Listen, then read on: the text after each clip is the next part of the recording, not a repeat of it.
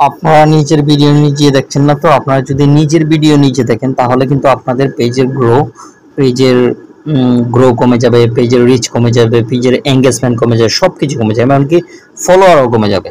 হ্যাঁ, বা আপনাদের আপনাদের যে ফলোয়ার গুলা আছে, আপনাদের ভিডিওগুলা ফেসবুক টিম তাদের কাছে নিয়ে পৌঁছায় দেয়, তখন কিন্তু আর পৌঁছাবে না। তাহলে আপনাদেরকে কি করতে হবে, এই যে অটো প্লে যে একটা ভিডিও আছে, আপনি দেখবেন একটা জিনিস খেয়াল করবেন, আপনি যখন ফেসবুকে ঢুকেন তখন অটোমেটিকলি ভিডিওগুলো প্লে হয়ে যায়। এই কারণে আপনি আপনার পেজে প্রোফাইলে ঢুকতে পারেন না বা পেজে ঢুকতে পারেন না। আপনি যখন আপনার পেজে ঢুকেন তখন আপনার ভিডিওগুলো অটোমেটিকলি প্লে হয়ে যায়। প্লে হয়ে গেলে আর কি, তখন তো একটু একটু না একটু দেখতেই হয়। এই যে আমি দেখাচ্ছি, দেখতে হয়। এই যে আমি দেখাচ্ছি আপনাদেরকে, এই যে দেখেন আমি আমার পেজে ঢুকলাম, একটু স্ক্রল করে নিচের দিকে টান দিলাম, টান দিয়ে দেখেন আমি আমার ভিডিওগুলো অটোমেটিকলি চলবে। এই যে আমার ভিডিওগুলো অটোমেটিকলি চলতেছে। এই যে নিচে আরেকটা ভিডিও দেখতে গেলাম, এটা অটোমেটিকলি চলতেছে। এইভাবে যদি আপনার ভিডিওগুলো অটোমেটিকলিভাবে চলে তাহলে কিন্তু আপনার রিচ, ভিউ, এঙ্গেজমেন্ট সব কিছু কমে যাবে। তাহলে এটা আপনাদেরকে অবশ্যই কী করতে হবে, বন্ধ রাখতে হবে, যাতে করে অটো প্লে ভিডিওগুলো না চলে।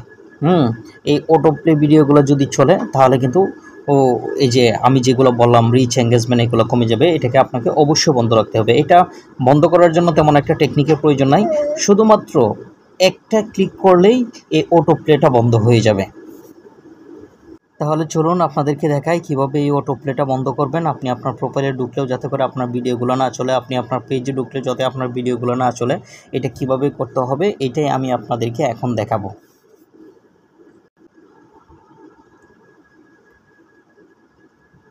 আপনি প্রথমে আপনার প্রোফাইলের কর্নারে যে থ্রি ডট আছে, থ্রি ডটে ক্লিক করবেন। থ্রি ডটে ক্লিক করার পরে এরকম একটা ইন্টারফেস আসবে। আসার পরে আপনি কি করবেন, এই যে কর্নারে যে সেটিং অপশনটা আছে, এই সেটিং অপশনে আপনি ক্লিক করবেন। সেটিং অপশনে ক্লিক করার পর এরকম একটা নতুন ইন্টারফেস আসবে। ইন্টারফেস আসার পরে স্ক্রল করে নিচের দিকে যাওয়ার দরকার নাই, সামান্য একটু স্ক্রল করলে হবে। এখানে দেখবেন কোথায় মিডিয়া লেখা আছে, 1 2 3 4 5 6 নম্বরে দেখেন মিডিয়া লেখা আছে, নিউ ফিড, নোটিফিকেশন, এগুলোর পরে এই যে দেখেন মিডিয়া লেখা আছে, মিডিয়াতে ক্লিক করবেন। মিডিয়াতে ক্লিক করার পরে আপনি এখানে দেখতে পাবেন যে on mobile data and wifi, মানে আপনি যখন মোবাইলের ডাটা অথবা ওয়াইফাই আপনার মোবাইলে কানেকশন হয়ে যাবে, সাথে সাথে আপনার ভিডিওগুলো অটো প্লে চলবে। এই যে নিচে লেখা আছে অন ওয়াইফাই কানেকশন হইলে, এর নিচে 3 নম্বর লেখা আছে নেভার অটো প্লে ভিডিও, মানে আপনার ভিডিওগুলো কখনো অটো প্লেতে চলবে না। তাহলে আপনি দেখেন এখানে 1 নাম্বার সিলেকশন করা হচ্ছে।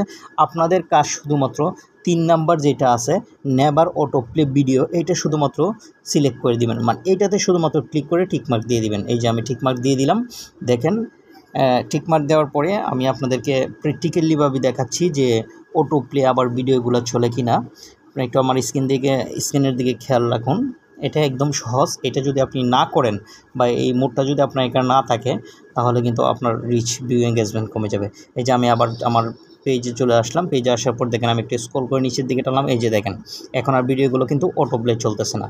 আমি আরও নিচের দিকে যাই, দেখি আরও ভিডিও আছে কিনা। এই যে এখানে ভিডিও আছে, এটা কিন্তু বন্ধ, অটো প্লে চলবে না। অর্থাৎ এখানে যখন আপনি টাচ করবেন তখনই একমাত্র ভিডিওগুলো চলবে, এছাড়া কিন্তু এই ভিডিওগুলো চলবে না। যে আমি টাচ করলাম, এখন দেখেন ভিডিওগুলো চলতেছে, এছাড়া কিন্তু এই ভিডিওগুলো চলবে না। তাহলে অবশ্যই আপনি মোবাইলের মধ্যে এই জিনিসটা করে রাখবেন যাতে অটো প্লে না হয়।